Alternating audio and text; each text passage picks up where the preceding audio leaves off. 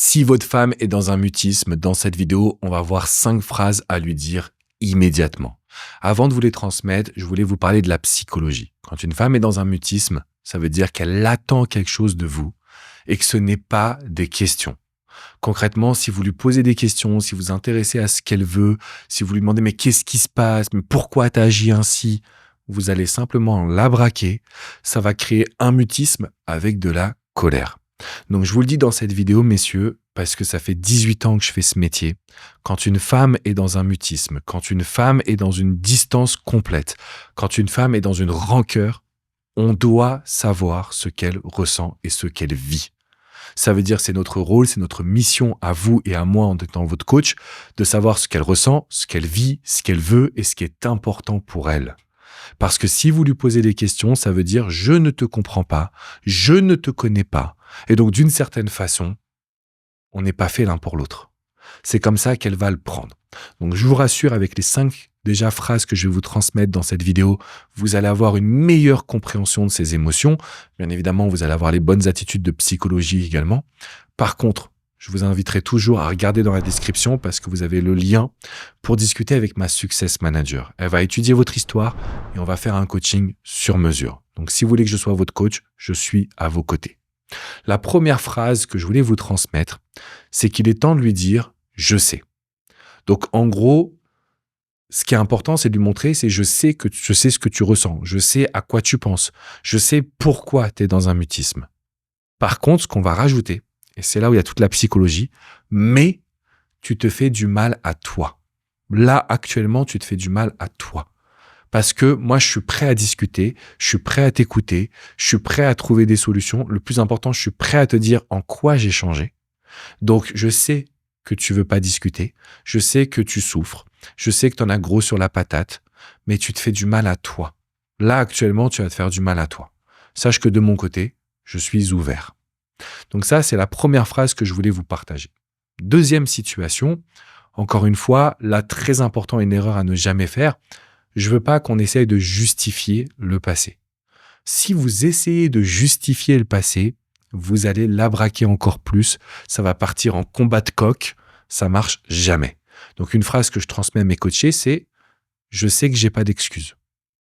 Je sais que je n'ai pas d'excuses. » Ça m'est arrivé dans mon mariage, dans mon activité professionnelle, dans mes relations, de dire « Je sais que j'ai pas d'excuses. » Moi, je cherche pas d'excuses. J'ai les solutions. J'ai agi. J'ai changé. Point. Parce que si on commence à vouloir dire « Oui, mais j'ai fait ci parce que », on n'est pas dans une logique créatrice. On n'est pas dans une logique constructive. Et j'ai accompagné un homme qui est extraordinaire et qui me disait « Mais justement, Alex, à chaque fois que j'essaie de lui répondre, c'est un mutisme de son côté. » Je lui dis « C'est normal parce que quand elle te fait un partage, c'est qu'elle a envie d'une réponse positive, pas d'une explication du comportement. C'est comment est-ce qu'on en sort de tout ça? Comment est-ce qu'on améliore la situation? Donc, si vous dites « Je sais que j'ai pas d'excuses. Je ne cherche pas d'excuses. J'ai changé. J'ai mis telle action en place. J'avance. » Et là, on peut rajouter un autre élément, c'est la fierté personnelle. D'ailleurs, c'est le 3e point que je voulais vous partager. C'est une phrase que j'aime beaucoup utiliser, c'est « Je change et je te le prouve.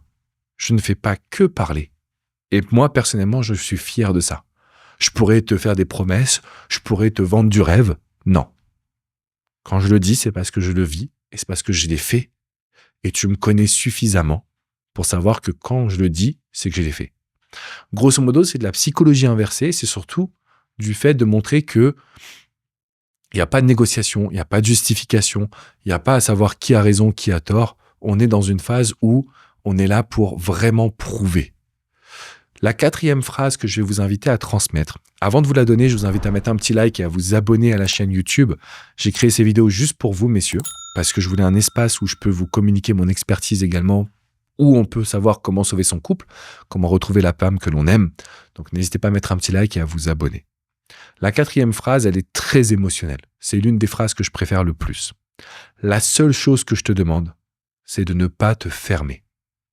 Concrètement, c'est une phrase que j'utilise beaucoup en coaching parce que si vous dites à une femme, la seule chose que je te demande, c'est de ne pas te fermer, ça va l'amener à garder une porte ouverte, son cœur ouvert.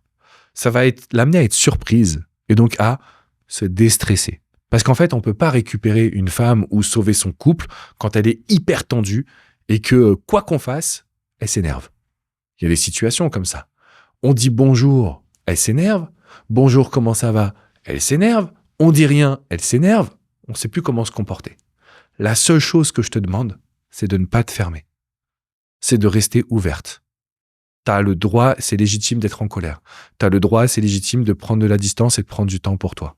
La seule chose que je te demande, c'est de ne pas te fermer. Donc, elle va, d'une certaine façon, garder de l'ouverture. De l'ouverture pour observer votre changement, de l'ouverture pour voir que vous êtes capable d'évoluer. Et donc, concrètement, ça va vous amener justement à avoir un maximum de résultats. La 5e phrase, celle-ci, quand je vous ai en coaching, on l'applique aussi parce que ça nous fait gagner. C'est simple, vous voulez sauver votre couple, récupérer votre femme, je vous dirais, il faut qu'on l'utilise ensemble. Ensemble. Prenez un appel avec ma Success Manager, permettez-moi d'être votre coach. Quand vous allez dire à votre femme, si tu ne veux pas me parler, je t'invite à m'écrire. Déjà parce que tout garder en toi, ça fait encore plus mal. Et puis parce qu'avec l'écriture, je peux te répondre en prenant mon temps et qu'on ne soit pas dans les émotions où en fait on est en conflit et on s'engueule. Donc en gros, la phrase numéro 5, c'est « Si tu ne te vois pas m'en parler, je t'invite à l'écrire. » Parce que ça va te soulager, parce que tu ne gardes pas tout en toi et parce que ça me laisse le temps de te répondre sereinement, sans qu'on soit en conflit. Parce que j'en ai marre et j'ai plus envie de ça pour nous. Je sais que tu en as marre, j'en ai marre, j'ai plus envie de conflit. Et donc là, ce qui se passe, c'est un homme qui est mature émotionnellement, c'est un homme qui propose une solution concrète et c'est un homme qui peut envoyer à son coach ce qu'elle a écrit pour qu'on réponde ensemble. Et encore une fois, on ne va pas répondre pour justifier, on va répondre pour prouver qu'on a changé. Et là, dans le rationnel d'une femme, elle se dit, même dans son émotionnel, elle se dit, tiens, je ne pensais pas qu'il allait agir de cette façon, ça me plaît. Ça veut dire que tout est possible. Je vous invite vraiment à regarder dans la description parce que je vais vous accompagner, je ne vais pas vous lâcher et on va avoir des résultats.